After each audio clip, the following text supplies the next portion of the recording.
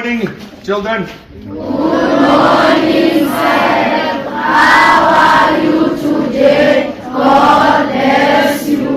Are we very good? How are they? We are here to talk about fire. Fire safety and fire awareness. That's why it's important that you as kids are fire aware.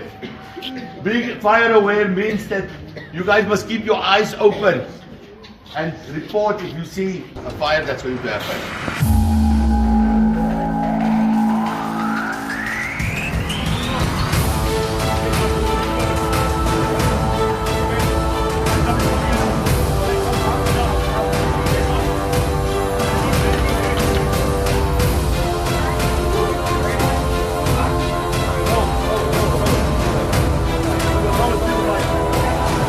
Good.